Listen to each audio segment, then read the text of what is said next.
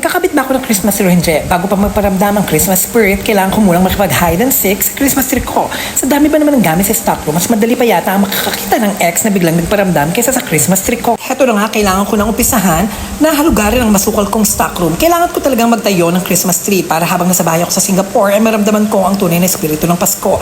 At syempre, para hindi naman ako masyadong mag-iisip sa pakikibaka na binigay sa atin ng DTI sa budget na 500 na Noche Buena. Diyos ko po, kahit si Santa Claus ay mahirapan sa budget na yan. Christmas tree na lang muna ang aking iisipin at hindi ako ma-stress sa ganyang klaseng holiday month. Nung nag-umpisa na ako sa hirap ng paghahanap ng Christmas tree ko, natabunan ng mga maleta ng kasama ko sa bahay at gamit, ay parang gusto ko nang bumitaw. Ngunit ayon pa ng puso, gusto ko nang bumitaw, may pag-asa pa siguro. Kalaban ng sarili, sino bang dapat pumili, ang Christmas tree ba o ako? Ayan tuloy mga atsyeng, napakanta tuloy ako habang naghalongkat sa stockroom. Pero abangan ninyo kung paano natin tatayo at gagawin makabagong Christmas tree na mas nauna pang naglagas sa mga lolo't lola natin. Hindi natin yan itatapon, may magic pa tayo dyan. Kahit kalbo at lagas-lagas na, maraming paraan para bumalik ang sigla at alindog ng Christmas tree ko.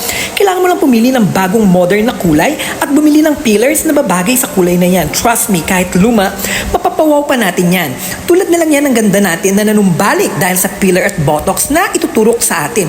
Na hindi galing sa tabi-tabi ha. Gusto ng iba ang tunay na ganda pero saan-saan naman nagpapaturok. Kaya, ayan, anong nagiging itsura natin ngayon? O yan ha, bago kayo magtayo ng Christmas tree, please lang mag-vacuum at maglinis muna kayo kasi pag naitayo na yung puno na yan, goodbye sa paglilinis.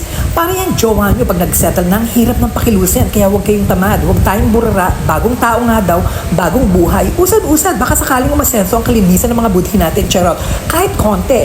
At etong pinaka-truth bomb, hindi importante ang Christmas tree mismo. Haler, matatabunin din yan mga dekorasyon. Kaya nga, huwag mag-invest ng sobrang bongga na Christmas tree. Kasi at the end of the day, ay parang buhok yan. Kahit nakakalbo na, ay pwedeng takpan ng kahit anong kaartihan. Basta may mga magagandang decor, bagong kulay, at kakana na yan pagdating po sa Instagram natin. O ngayon, heto, bibigyan ko kayo ng technique habang tinatayo natin ang Christmas tree. Makikita natin gaano ba siya nakalbo, tulad ng mga crush natin na noon na walang ginawa kundi hawiin ang mga bangs nila para magpa-cute sa atin.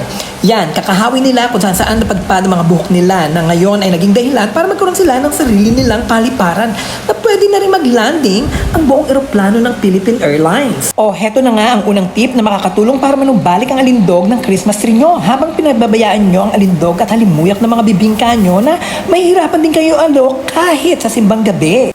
O ayan na, isingit lang natin sila sa mga bakanting puso nyo na lagi na lang naghahanap ng pagmamahal. Ay nako, tigilan natin yan, baka saan tayo mapunta at hindi matapos ang Christmas tree na ito. O ayan, basta pasakan lang natin ang pasakan ng mga bakante kaysa naman tayong papasak ng papasak para naman gumanda ito. Pangalawa ay magsabit lang ng mga malalaking decor para sa concept na gusto natin. Mas malaki, mas masarap, ay mas maganda pala. Pasensya na ha, tigilan niya mga Elia Mirasol natin. O ayan ha, ikalat, ibabalanse lang natin ang mga Christmas decor natin gustong ikabit according sa haba, bilog at laki. Pangatlo, ikot lang ng mga makakapal na garland na hindi magpapatalo sa kapal ng gilagid ng mga kaibigan nating chismosa. Heto ang tatlong mahalagang teknik na dapat pagtuunan ng pansin. Aside sa mga ilaw, na kailangan po natin i-double check kung gagamit po tayo ng mga lumang ilaw na ginamit po natin nung nakaraang taon dahil pwede po ito maging dahilan ng isang malaking sunog po para po sa ating tahanan. Kaya dobling ingat po pag nagkakabit at nagde-decorate po tayo ng Christmas tree natin sa bahay. O di ba gumanda na ang Christmas tree natin? Para bang dumaan lang siya sa turok-turok na naging dahilan para maging fresh. Paalala po sa mga taong nananatiling masama, pag-aralan niyo pong maging mabuti para po hindi po kayo mapunta sa kaaway ni Lord. Baka may experience yung pagiging mabuti bago po kayo mategi. Merry Christmas po para sa lahat!